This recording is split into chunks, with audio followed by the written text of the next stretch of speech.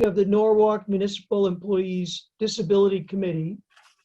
To begin, I'm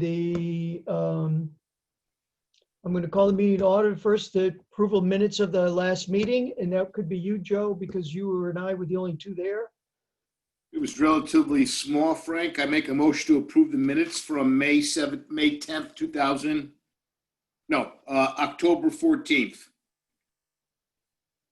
All in favor? Aye. You agree, Joe? Aye. Excellent. Hey, Frank, that meeting was actually held on May 10th, I believe. Right, May 10th, 2017. Those are the minutes that we're approving. We just approved. Yes. Okay. Excellent. By the way, is there any comment from the public at this time? If I don't hear any, then we're going to move forward. There are two disability pension applications present. And Jerry, are you on? Hello, is Jerry on? I don't see her yet. Ray Burney is on, but I don't see Jerry. Okay, Ray? Yep, I'm here. Would you like to discuss these two pensions if Jerry's not going to be on? She should be on, and I don't know what to say about them. Okay, good. Hey. She left to go home so she could dial in, so I presume she'll be on. Excellent. Who's this down here, this 3496? Who is that? That's the moderator, isn't it? Okay. No, it's not. Who's calling in with the number 3496? Please unmute yourself. Is Charlie on, Frank? I don't see him. Is Charlie on? That could be Charlie. Charlie, if you're calling in, what is it, *6 or *7 to unmute yourself on your phone? Or yeah. I forget which one. It would be really. There we go. There we go. Frank, this is Jerry. Can you hear me? Yes, I can. Oh, Jerry. I've been on the call, and I guess there was a problem with my phone. I don't know, but I've been here. Hi, Jeff. Excellent. The one thing is I don't know if Charlie is on. I did text Charlie and told him that if he had any questions, he could, I sent an email to him that he could either text me or send an email to me or to you, Joe, if he could hear the discussion and he had any questions. Because the last time Charlie was here, and unfortunately, he was not able to. Yeah, he might be Frank, excuse me, he might be the one that's dialed in under attendees. I'm going to allow that person to talk just to see if it's Charlie. Okay, perfect. Charlie, if that's you, hit, I think it's *6 or *7 on your phone. It'll allow you to unmute. Who's ever calling in on 9502?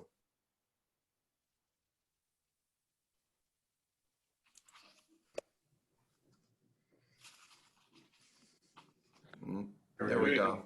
Hi, this is Rosemary. I'm taking the minutes at 9502. Oh, okay, Rosemary. Thank you. Thank you. Thank you. Excellent. Thank you. Frank, yes.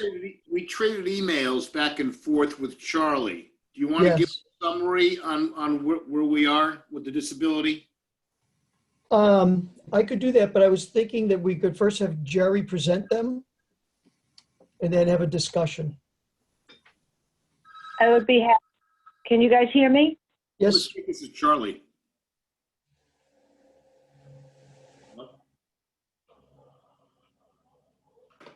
No. I wonder if I called Charlie and he called me and I could conference call with him. Jerry, yes. Why don't you begin?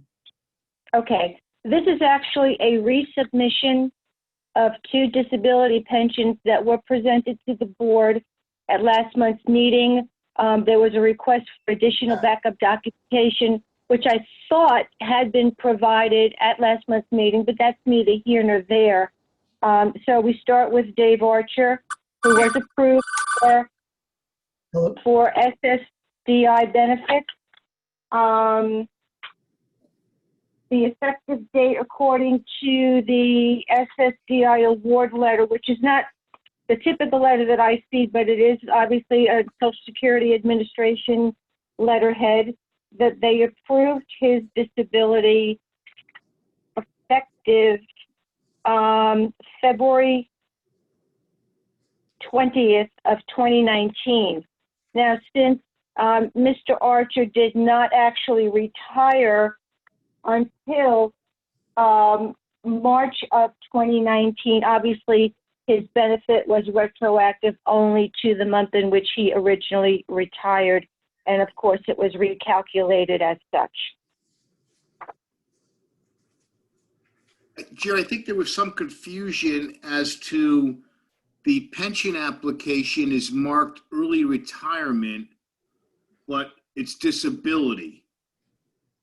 The application I have in front of me is marked disability.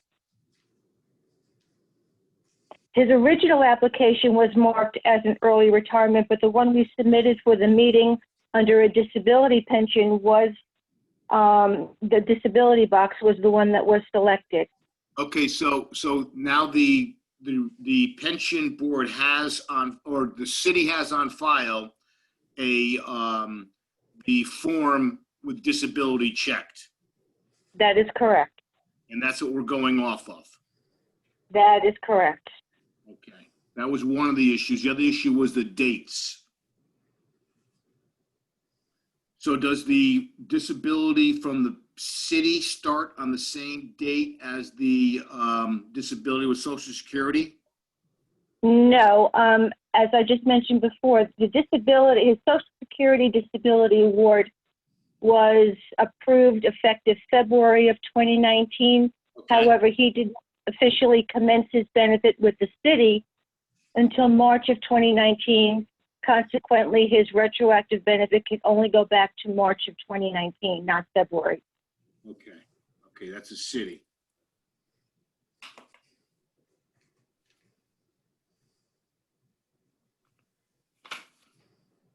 Okay.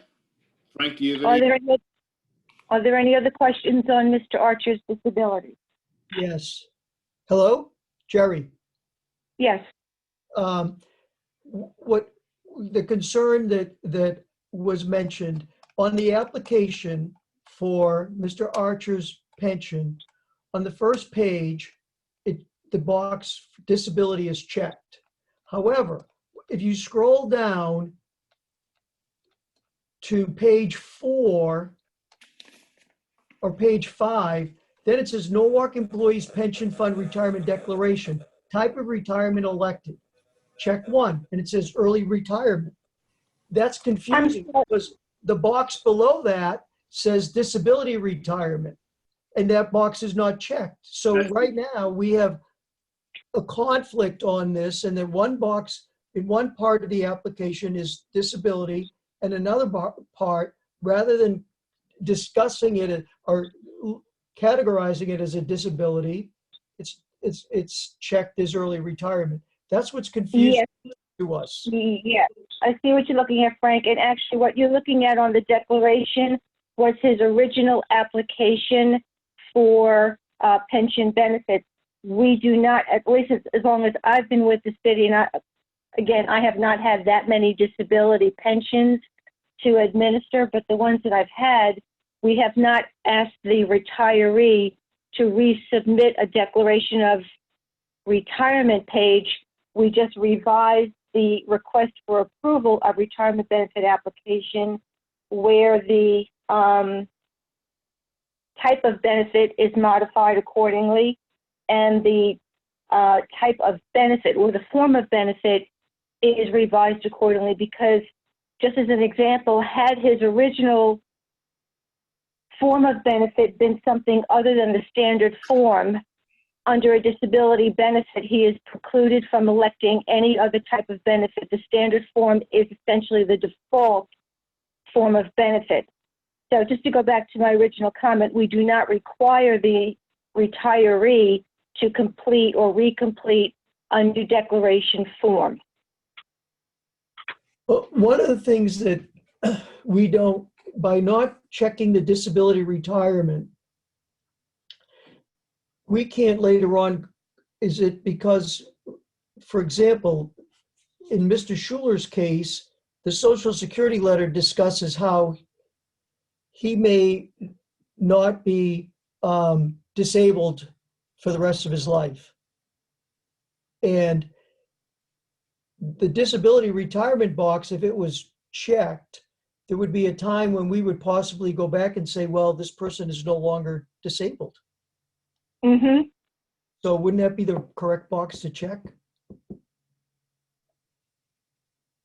Well, I would defer to the board if they would, again, because I don't have a precedent with which to work on this. Basically, what we've been doing is consistent with the practices in the past. If the board recommends that going forward, or even in the case of Mr. Archer and or Mr. Schuler, that we send declaration forms to each and have them recomplete them, we can certainly do that. I think that would be the best thing to do.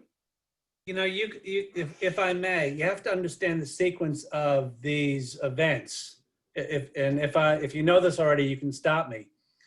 When someone is going to retire because of a disability, we don't ask the Board of Pension Managers to make the disability determination.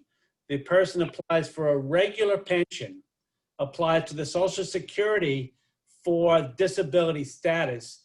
The Social Security Administration determines disability 6 months later, and then the employee notifies us that the Social Security Administration has granted them a disability pension, and we convert their regular pension that they applied for 6 months earlier to a disability pension.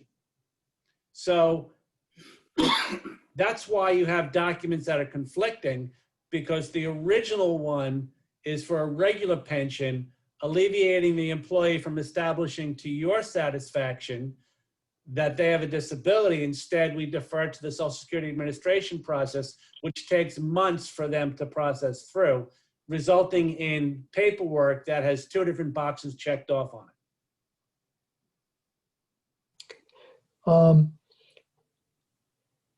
One of the things too is I do believe that the pension, because there was some question as far as the date of when Social Security begins to pay. However, I do believe the precedents we've set in the past is the date that they are determined to be disabled. And that's one of the differences that shows up in some of these pensions. And that was a concern of Charlie's. But I understand, at least in the past, what we've done is what the city is doing, regardless of the date of when Social Security begins to pay. It's when Social Security determines that the person is disabled. So based on what you're saying, Ray, if it takes so long, why do we even have a disability box to check off? Is there a reason why we have that box there? that I don't know. I mean, if they're going to apply for a retirement, early retirement, we either have it's either there for a reason or it's not. I mean, we're cutting hairs, but we should, going forward, this is this is the first one in a couple of years. The form, is there a difference in monetary between disability and early? Are there any differences at all to the beneficiary? What happens when we calculate a disability retirement, and to your example, Joe, if it was somebody were under the age of 62, let's just take the example of somebody who's retiring under the age of 62, so that would be deemed an early retirement. There are actuarial reductions for early retirement. If somebody is approved for disability, a disability pension, the early retirement reduction is waived, so it is no longer applicable. So the individual is retiring under a disability, as if they were actually age 62, which is normal retirement age under our plan, as opposed to early retirement.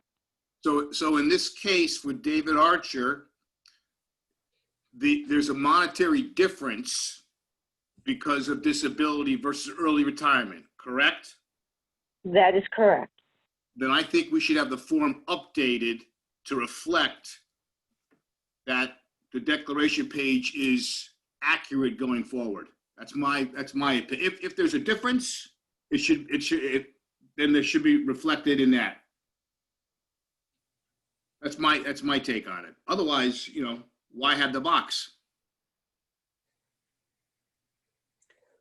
I think the other thing is the box does state, like I sent an email to you, is that by checking that box, it says the disability will be permanent and continuous for the remainder of the member's life.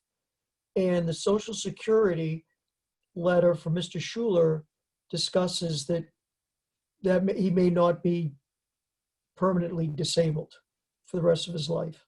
Well, he's either getting an early retirement pension or a disability pension from the city, right? One or the other.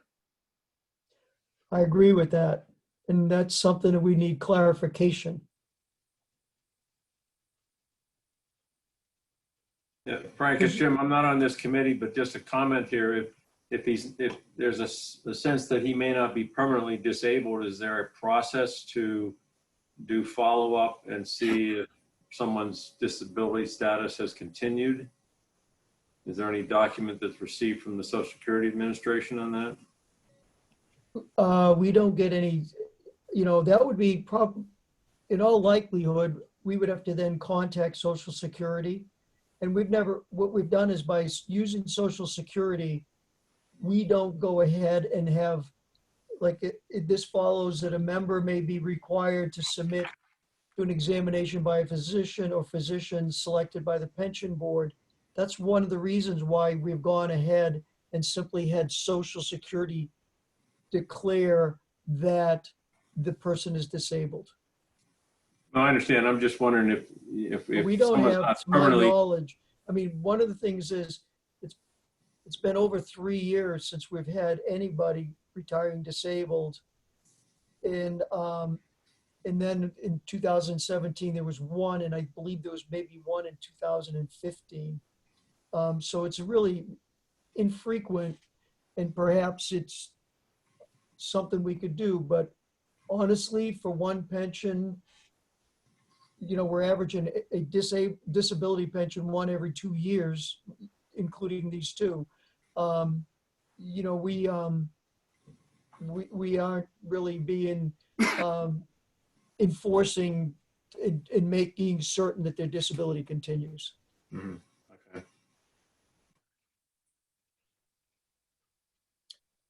What do you think, Joe? Do you want to recommend that we approve this pension to the board? Well, is he getting a pension now or no? Everything's on hold. He's receiving his pension. The applications were approved at last month's meeting on the disability pension. He's been receiving his early retirement pension since he initially retired in 2019.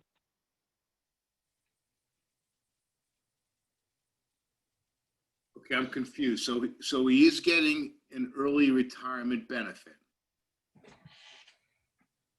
He was initially getting an early retirement benefit.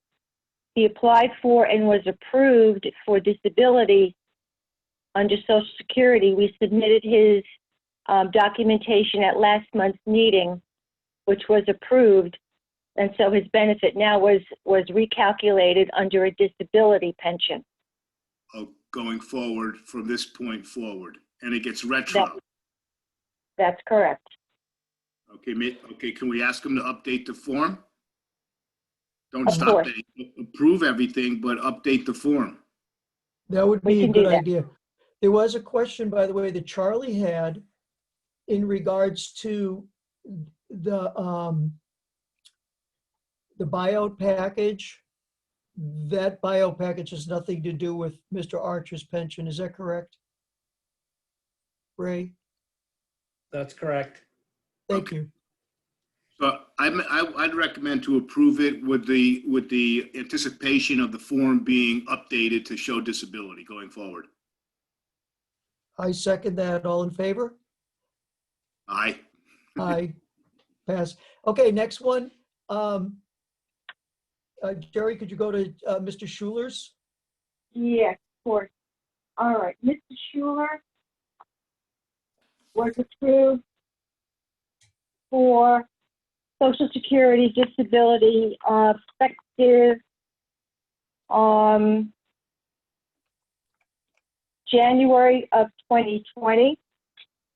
And his original retirement date was January of 2020, so it actually coincided with his original retirement date from the city. So his benefit was calculated retroactively under a disability pension effective January of 2020. Let's look at his same thing with his form. Is his the same way? The form that Take a look. actually the form that he originally completed was Disability. with an election of option 3, and as I explained before, but we're happy to reiterate, when you're approved for a disability pension under the terms of the pension plan, there is only one form of benefit that the employee cannot choose their form. Mr. Schuler had originally, when he retired, elected option 3, which is the 10-year certain. Under a disability pension, he must default to the standard form, which is the 5-year certain. So when we revised his benefit and calculated the retroactive, it was done under the standard form. His declaration page is the same. The early retirement box is checked for the same reason. Exactly. I assume. So That is correct. so following precedent, I would make a motion to approve Mr. Schuler's pension with an updated disability form showing the declaration page with the disability box checked and the standard form checked, right, Jerry? That's correct. I would agree with that, but one thing I did, I emailed Jerry in regards to this is that the primary beneficiary right now is the sister, and in the file there, I believe it would be helpful if there was a letter. I don't know whether you've done this or not, but if there was a letter that the wife approved it and perhaps even had sent a letter to the wife, because a wife has I believe by law, she is entitled to the pension. And right now she is not the primary beneficiary. So I would think that would be best to do, only because we don't want any complications in the future. We could do that. Yeah, and Frank, you and I exchanged a couple of emails on that earlier today, but for the benefit of the rest of the board, Right. And other people in attendance, we do typically, when an individual is married, we typically send a spousal consent form if the retiree is naming someone other than the spouse as the beneficiary. In the case of Mr. Schuler, he came into the office in person with his spouse to sign the form, and she was present, as I was, when he signed the form naming his sister as the primary beneficiary. But as Frank recommended, and as follow-up, I will, when I send the declaration of form to Mr. Schuler to have him revise the form under a disability pension, I will include the spousal consent form just to make the circle complete. Perfect, thank you. Okay, You're so welcome. there was a motion, I'll second it. All in favor of recommending that Mr. Schuler's pension is approved by we send it to the full pension board with a recommendation of approval. All in favor? Aye. Aye, with the pretense of upgrading declaration form. Yes, thank you Perfect. very much. Is there a motion for adjournment of the disability pension? Make a motion to adjourn. Perfect. One thing I'd like to say, I apologize again because I was remiss in not communicating better with Ray in regards to how a disability pension is done. I apologize for that. Anyways, motion to adjourn. I second. All in favor. Aye. Aye. Okay. And the Disability Committee is adjourned, starting a little late. However, we're going to begin the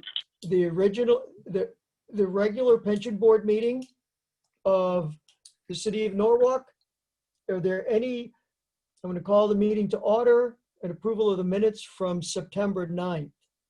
There are changes that I've noted, and the minutes should include Richard Baskin, James Hendrickson, Kari, and Charlie is participating in the meeting. So you're updating the attendance, right, Frank? Yes. Okay. Are there any other changes? That was the only changes that I really noted. Make a motion. I to- saw. Go ahead, Jim. Motion? I just said that those are the only changes I saw. Motion to approve. Is there a Second. second? All in favor? Aye. Aye. Just first, before we continue with any public comments, perhaps we could, anybody who's on right now could identify themselves so we could have, be certain that we have a quorum, and also be certain that in the future that the minutes are correct. So, Rich, are you there? Rich Yes. Baskin? Yes, I am. Perfect, and you look very handsome. Kari is not here, but obviously James Hendrickson is here. I'm here. I'm hoping Charlie is listening in. I believe he told us he would be. Frank, Joe is here. someone just came on with a phone number ending in 4220. That may be Charlie. If it is you, who's ever in 4220, hit *6 on your phone and that will unmute you.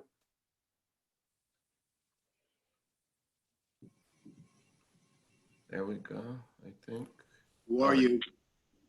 Etta Lewis Jones. Oh, perfect. The Edna? Etta, Yeah, ETTA. eat Etta. Edna. Edna. Okay, Frank. Okay, so by the way, one person who is not present is Judy Archer, who is leaving the board. And I did want to say for the record that she has really been helpful in communicating from employees of the city to the board, and especially when we were moving to Empower, because anytime there was a false rumor, she could come and talk about it at the board, either before, after, or during. I think it simplified the process. And her husband, whose pension we will be reviewing tonight, also, David was also on the board, and he worked very hard. And Etta's presence is excellent. And I very much appreciate when union representatives are at the board, because it's a good idea for the board and the employees to have direct communication. So I just wanted to comment on that. Thank you. So is there any public comment? If there's no public comment, we'll move ahead to approval of the pension applications. And Jerry, if you'd like to go over those pension applications, please. I'd be happy to. We have only one to present this evening. That would be Tony Miller, security personnel with the Board of Education with the city, 19 years and 6 months. His commencement date is July 7th of this year. He elected a standard option. His is an early retirement. His monthly benefit is $1,220.89, and that's annualized to $14,650.68. One thing I would notice that I did communicate this with Jerry, and that the original contributions that he made is incorrect, and it's a higher number. Right, Jerry? Yes, that's correct. I think I sent you an email with the revised total contribution. For some reason, the original report that we pulled out of payroll truncated a few of years of service, which obviously had an impact on his total contributions to the plan. So they ended up being significantly higher than what was originally communicated. Perfect. Is there a motion to, are there any questions regarding this pension? We actually have two other pensions now. We have the two pensions that we're recommending from the disability pensions, but we've already had a discussion regarding them. And so is there a motion to accept, to approve the pension as stated by Jerry, and also the committee, the disability recommended that we also approve Mr. Archer's and Mr. Schuler's pensions? Is there a motion to approve those three pensions? So moved. Is there a second? Second. All in favor? Aye. Aye. Opposed? No. Passes unanimous. Performance review. Britt, are you out there? I'm here, Frank. Tom sends his regrets. He had a personal conflict tonight, so you're stuck with just me this evening, but hopefully it'll be relatively brief. We have the August flash report to review, and I'm going to attempt to share my screen. If you bear with me here 1 second. Well, I guess whoever's hosting has disabled screen sharing, so I will. Go ahead, give it a try again. Okay.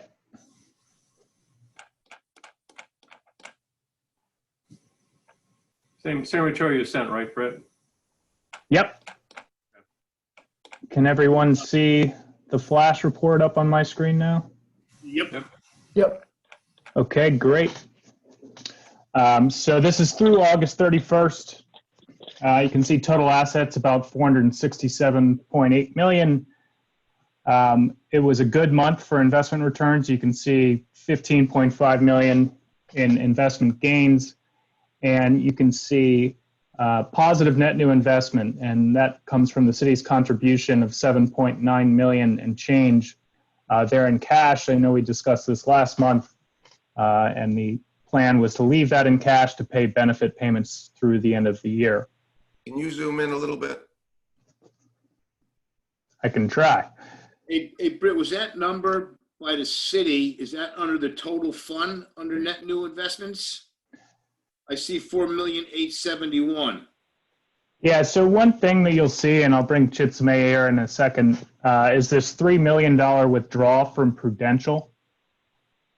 This was actually done in error. This was a part of the OPEB rebalance. If you recall, when the new asset allocation, the OPEB was adopted, some withdrawals from fixed income and into equity and PIMCO were executed, and an error occurred, and instead of the Prudential account and the OPEB being used, the pension fund was used. I know there's been a lot of back and forth with the custodian, Prudential.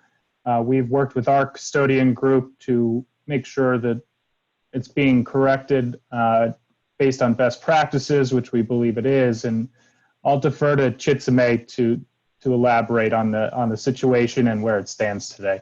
Okay, so the real numbers then, the total fund is 3 million added to the 4, so the city put in 7,871,000, correct? Right, well, you see the cash here, the net new investment in the cash that I'm circling with my browser on the screen? Yeah. That's what the city contributed. 7.9. So 7.9 Okay. and change. So And would it's we ama- actually not, would the total funds actually be 470 million? That's correct. That's correct. So this 3 million withdrawal that occurred in error is being reversed and backdated. And Chitsame, if you mind commenting on it, that would be great. Right. So this is Chitsame. So the redemption letter had a mismatch in the description and the account number. Why the description, it says it was for the OPEB Prudential account. The account number was the pension. So that's where the error occurred. Once we discover the error, I spoke with both Northern Trust and Prudential, and in order to correct that, we had to do another trade. So I had initiated a trade in September when we discovered the error. So I initiated the trade to take out from the OPEB Prudential account and then purchase back to the pension Prudential account, and that's corrected now as of September, and I see that in the statements. Is there a complication in the monies that were kept into OPEB? If what I'm asking is, did OPEB benefit by continuing to have the funds? Because if Prudential's, if the fund appreciated in value during that period of time, I mean, the main pension board didn't benefit and OPEB did. And do we really feel that that's a serious complication? This is Henry. I thought if I heard correctly, the transaction that corrected it is going to be backdated. So That was my impression, Henry. That was my impression. Chitsame, can you confirm that? I'm not sure. I wasn't as close to it as you were. Right, that's also my impression when I talked with Northern Trust. I think we're going to confirm that, Frank. I understand your point of view. So Chitsame and I will coordinate between Northern Trust and Prudential and make sure that, in essence, the original trade is undone effective of that date, whatever date the correction is, so that there's no benefit from one fund to the other. Thank you, Okay. Henry. You're Okay. welcome. And I would just add, going forward, Chitsame and I have implemented a control procedure. So normally, she sends an email when a transfer in or out of the funds occurs. And now she will take that text, and either the senior accountant or I, so let's say among the three of us, there will be two sets of eyes who sign and date. One is the initiator, one is the approver, and then whatever is approved will be cut and pasted into an email to the fund to ensure that clerical errors like these do not occur. Perfect. So is the cash 3 million more than this number here, or no? Well, the cash is 7, not the 4 from the bottom, if I understood Britt. You have the line before total fund. Correct. So the cash is the what- 3 million will be reimbursed into the fixed income fund that it Oh, I was got you. erroneously So taken it out from. doesn't affect the cash balance. No, Got it. correct. And Got it's only because it crossed a month. If we cleaned it up, everything would be fine by the end of the month, except to make sure that the transaction effective date was done properly so that we don't have any income or expense, unfortunately, in one fund versus the other. Perfect. Okay. A question for Chitsame, do we have enough cash? Yes, we currently have enough cash to get us through December. Perfect. Yep. And Frank, if you recall at the last meeting, the board approved a redemption from Blackstone of 4 million. And given that notification, that money should hit first week of January. Right. So that should take us into the first quarter of next year as far as cash needs go. Correct. Correct. Perfect. Well, thank you, Henry and Chitsame. And I would just add that from Callan's perspective, having a 2-person control for trades is certainly a best practice. So I think we are certainly in favor of that and think that's a great idea going forward. Do you think that it would be best, Britt, for you to also be CC'd on an email, or you and perhaps the chair of the pension board? We'd be happy to be CC'd on the email. I think we would prefer to defer to Norwalk and Norwalk staff to execute the trades. but happy to be as involved as the city or the board would like us to be. For my money, it never hurts for have more disclosure and more sets of eyes. So my thought would be we will go through this control procedure, and then when we send the actual document for the trade, we'll CC both Callan and you, Frank. And that way, if for some reason a gremlin gets in and there's an error and you spot it, that's great. Let's fix it. We'd rather do it prospectively than trying to clean up errors later. Well, would that actually help? Because we don't know the account numbers. I mean, that's where the error occurred, is the fact that the fund's name were the same, but the account numbers were different. If we don't know the account numbers, I wouldn't think that the email would help. Frank is going to learn the account numbers. With your help, Joe? By heart. You make a good point, Joe. Bert, you want to continue? Sure, happy to.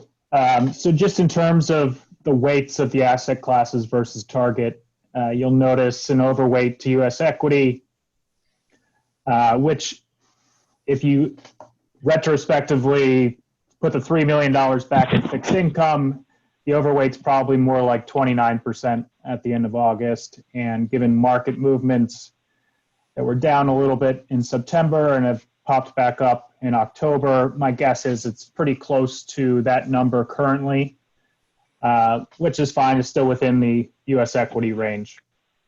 Also note that global equity long short continues to be overweight, but as I mentioned, the board is withdrawing $4 million, so that will come down. And then you'll see a slight underweight to fixed income, slight overweight to absolute return, and an underweight to real assets as infrastructure continues to wind down. Everything is within their respective range.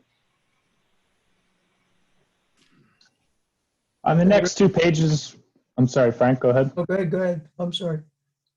In these next two pages, we're showing performance fiscal year to date. So that would just be July and August for this report. And then we show longer periods as well. So fiscal year to date, which is just the 2 months, you can see total fund return of about 7.28%, well ahead of its benchmark of 6.54%. And that includes both private equity infrastructure being lagged. So that's not taken into account there. In terms of manager performance, I did want to highlight LSV. I know we've talked about LSV quite a few times over the last few years. They've continued to struggle. Their deep value philosophy and process has really been out of favor. They tend to have an overweight in things like financials and underweights to things like healthcare and utilities, which did well in the first quarter, certainly. We still believe in LSV and the team. We think that when value does come back, they are going to do very well. They should do very well. But given the underperformance, we would like them to present to the board at next month's meeting, if that's reasonable. We don't think their process or team is broken by any means, but the continued prolonged underperformance has been difficult. I think the one thing I would highlight with the board is that, if you recall, in 2018, we did renegotiate the fee schedule to be a very low management fee with a performance fee. So they are not receiving that performance fee at the moment, but did want to bring that up and see if the board was willing to have them in next month to do a portfolio review. Sounds good to Anyone? me. Yeah. I think that's reasonable.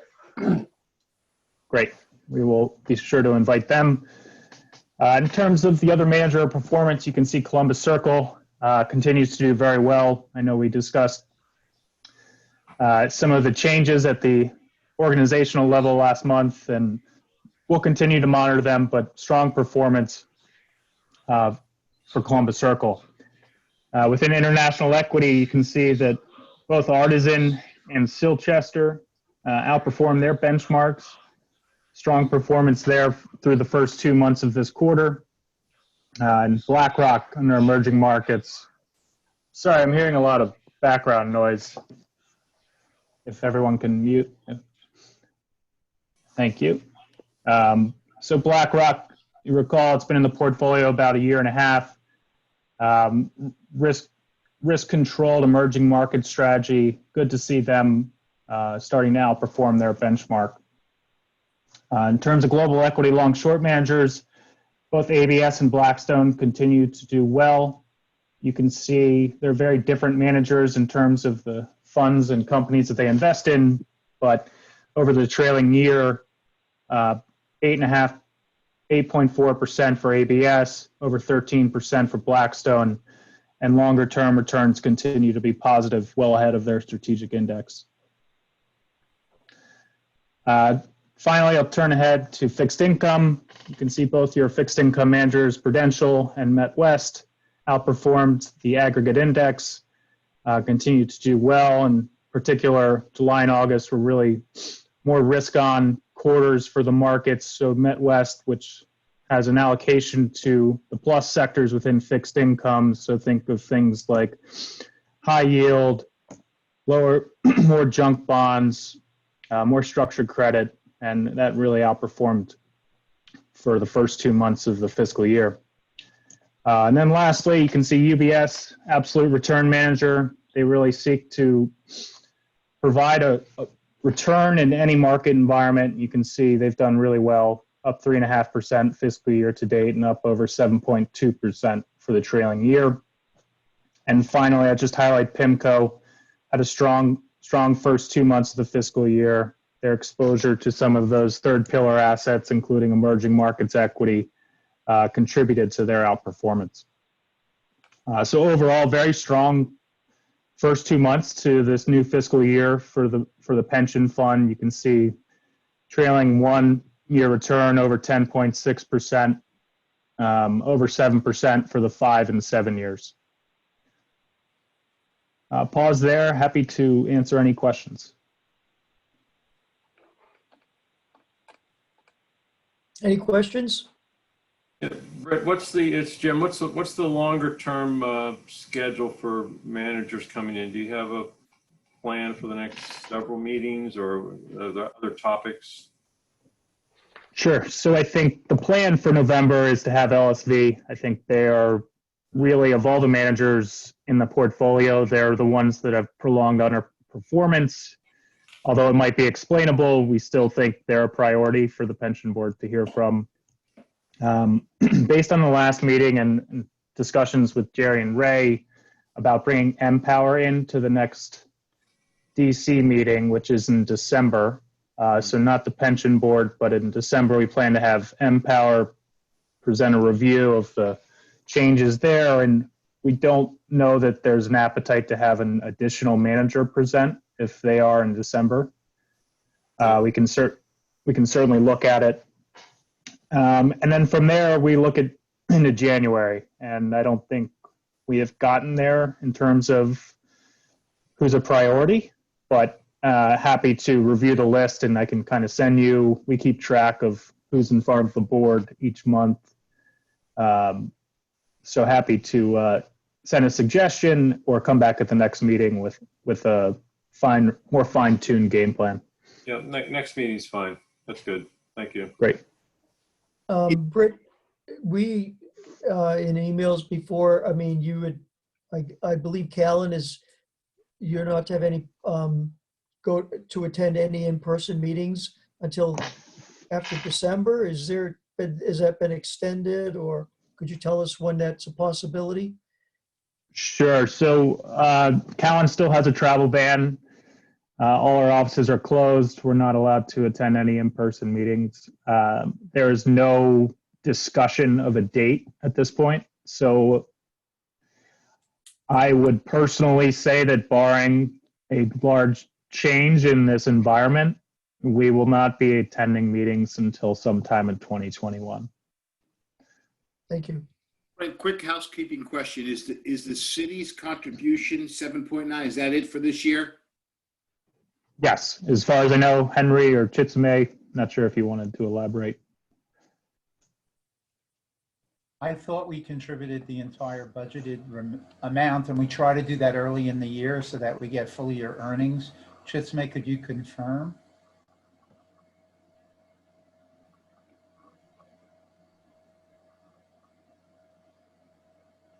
Chitsame, are you still with us?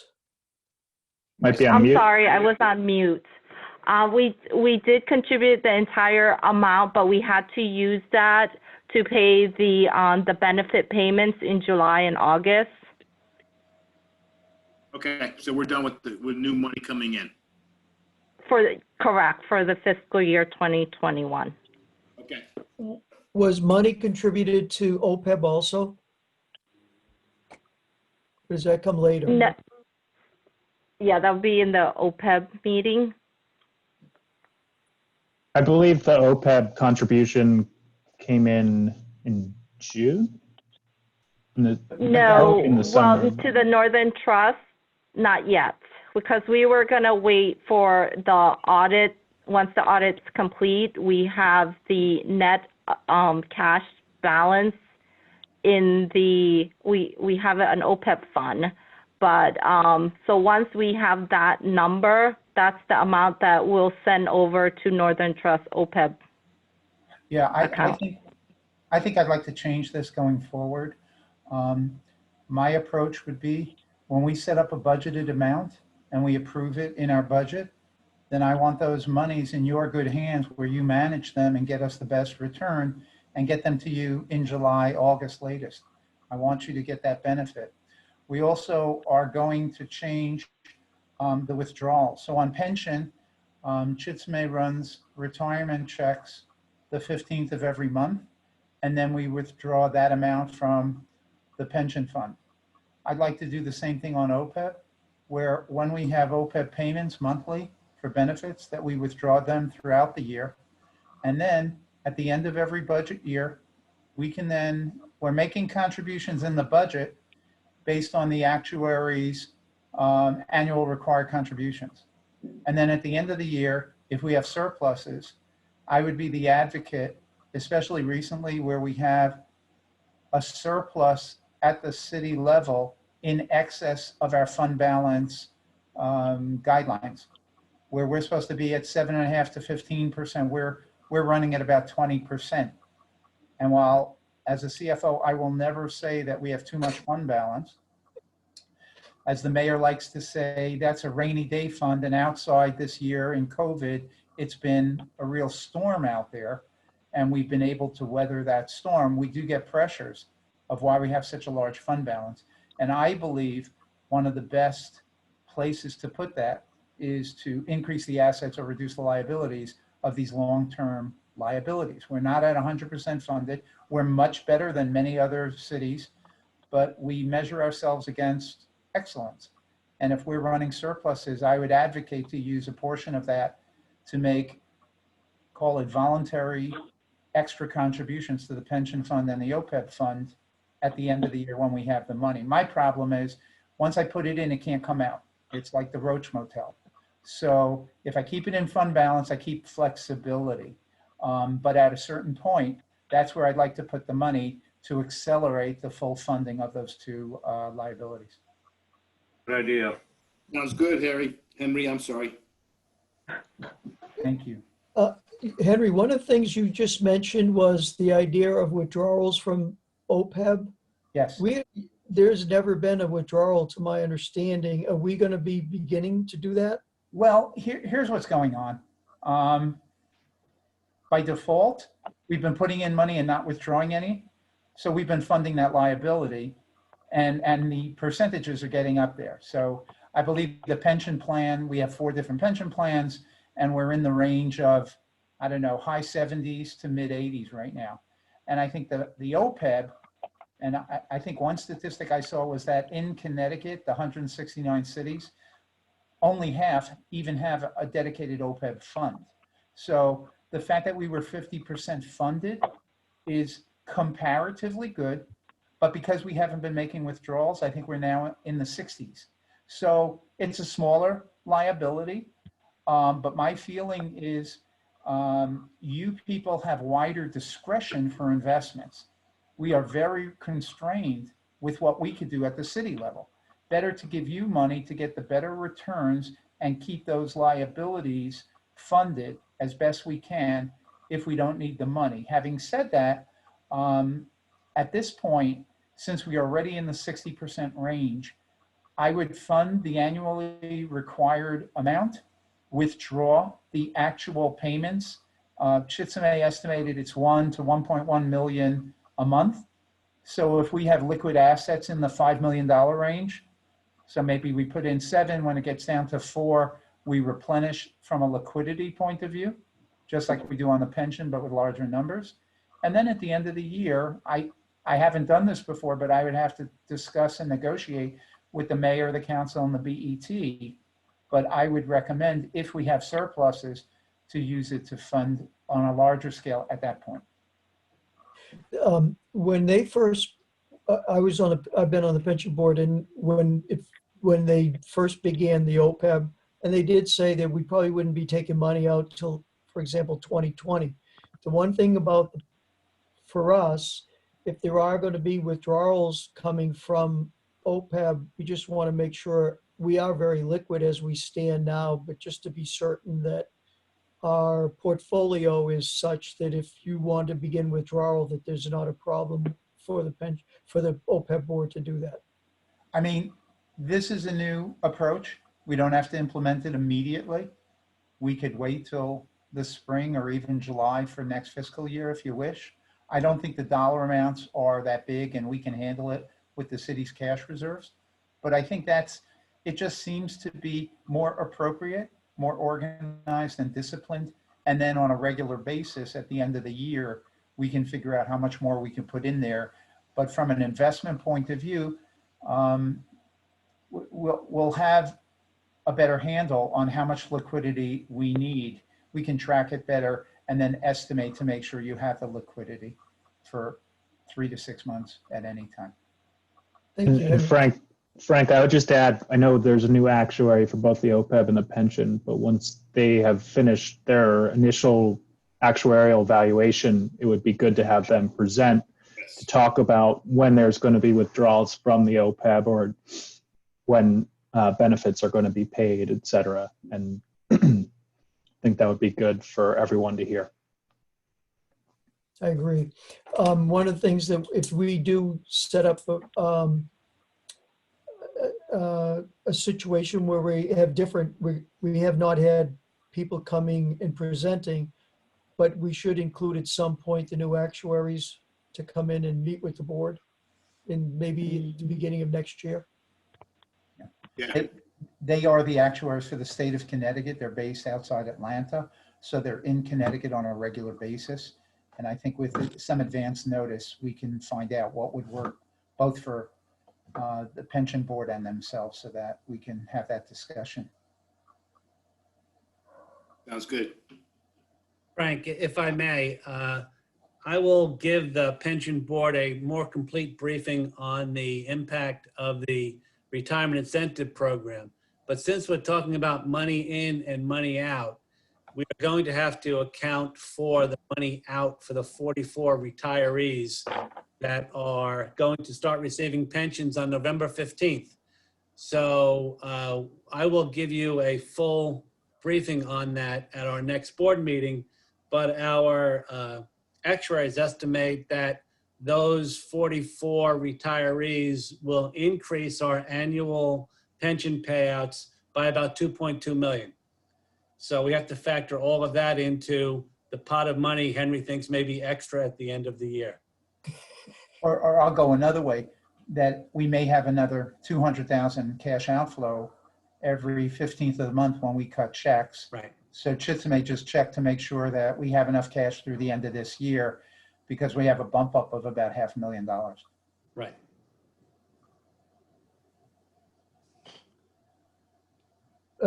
Is there anything else, Britt, as far as performance review or anything you'd like to discuss with the board? We have nothing further. Thanks. Does anybody have any other comments, questions? I do. And I'm sound like a broken record, but is Silchester still open? Rick? Yes, they are. Could, when will we have for the next meeting, will we have the quarterly book to look at? Yes. Yes, we will. Because one of the things I would like to do is to focus on, we should make a conscious, I would like to have an up-down vote on whether we give more money to Silchester or not. Because if you look at their over under performance versus their index, they are second only to Columbus Circle in the equity field as far as their over and under performance versus their benchmark. And so, you know, it's if we're going to have if we do, for example, we believe LSV and value will come back. If that is true, then we should take a look at whether we want to allocate some of that money to the value manager who's actually delivering over the MSCI value index. Certainly, we can. I'm sorry, Frank, go ahead. No, I just want to ask a question. I don't disagree with that, Rich. If we apply, we have to basically, my understanding is Silchester's open, but they're not taking money immediately, but are we going to be in line? I mean, they reopened, but could we invest immediately in them? And if so, what would we have to give them a number? Is there a minimum they're going to take in? No, as far as we're aware, the wait list that existed, they had a 5 to 7 year wait list for years and years. Even for existing clients, I will have to double check, and I'll come back to the next meeting to confirm that any funds, regardless of the amount, would be fully invested whenever Norwalk wishes to do so. Ultimately, the real question before we go there is, do we want to increase our allocation to international equities? That's the first question that we're going to have to answer. That's correct. Just because Silchester's open doesn't mean we're going to just, okay, do we want to increase our international exposure? That's the first question we as a board need to answer. And if we decide as a board, yes, we want to increase international exposure, then Silchester, is a possibility. The other option is if we don't want to increase international exposure, the other option is, do we reallocate within the current international composite that we have? That's correct. And part of my thinking is that we've had a huge outperformance of the U.S. versus developed markets, and it might be, and we've also had a huge outperformance of growth relative to value, that it may be time to cash in, is to take profits on some of those things and to reposition ourselves. I think if there's a change in leadership within our government, maybe international equities will begin to outperform. I wouldn't dare comment on that, but I would say that if we are considering a contribution or an additional investment to Silchester, from Callan's point of view, it would be on the not a large amount. We were saying $2 to $4 million is something that we think is reasonable, which that could come from Artisan, that could come from U.S. equity, which, to Rich's point, is overweight. And we can certainly bring back our best thinking at the next meeting to present to the board. Okay. One thing is, if you look at like for the past 12 months, Russell growth, the 2,500, Russell 2,500 growth index was up roughly 22%. and the Russell 2000 Value Index was down 6%. And I do believe that there's also a Russell 2000 Growth Index, but the spread between the two was like 29%. I mean, if you look, value just hasn't been a place to be. That's reflected in the stock market, the NASDAQ versus, a growth index in the United States also. So I think that what Joe is saying is something we should consider. Are we moving money, out of U.S. equities into developed markets, or are we going to stick with value and not be in growth? Those are questions for us to consider probably at the next meeting. It'd be basically a reallocation, not with a rebalancing, yeah. not of necessarily whether we're in international or developed markets or U.S. equity, but whether we could consider that, but also consider, does the Russell 3000 index, would we be better off in an S&P 500 index? Would we be better off in more growth, less value, or more value and less growth? Because growth is clearly outperformed for a long period of time. But those are questions that we should take up, because even over the last 3 years, growth has clearly outperformed value. Yeah, Frank, I would just add that one, that you are correct, the gap between growth and value in U.S. equities is large as it's ever been. Two, when we build structures for U.S. equity or international equity, Callan has a preference to be style neutral. So if you know what's going to outperform for the next 10 years, please let me know offline, because we don't. And you look back and you see growth has outperformed for the last 10 years by margins that no one had ever anticipated. Making an allocation on the margin within your ranges is certainly up to the board's discretion. And I would also add that we are conducting an asset allocation study to present in early 2021, which will look at,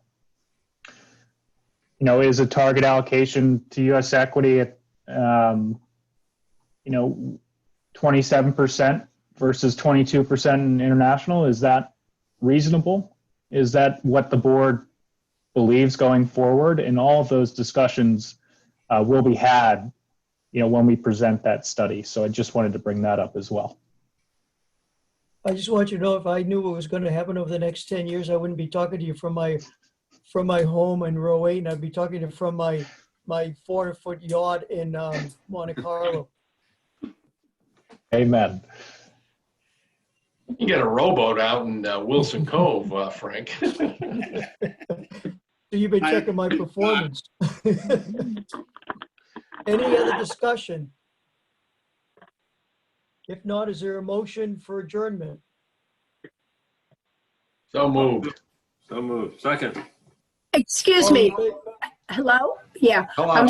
I'm sorry I was late tonight, but my name is not appearing on the minutes as attending in the last 2 meetings, which I was at. So I was just wondering, how do I get my name on the minutes? You just did. Okay, good. Thank you. No, but I appreciate it. I'm happy that you're on. I think it's very important for, those who represent, workers at the city are here, and I'm glad that you are there. And I did add some names, and unfortunately, I forgot to add your name. But So you'll add those, Frank? Pardon? You'll add hers? I still didn't. Will you add? Yes, well, yes. So we'll add all the names. Okay, thank you.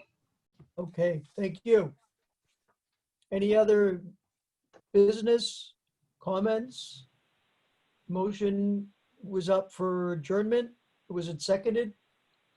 Second. All in favor? Aye. Aye. Opposed? Motion passes unanimous. Thank you very much, everybody, for attending. Hey, Frank. Yes. Did you hear me go by this morning? No, I did not. 6:12. You're right.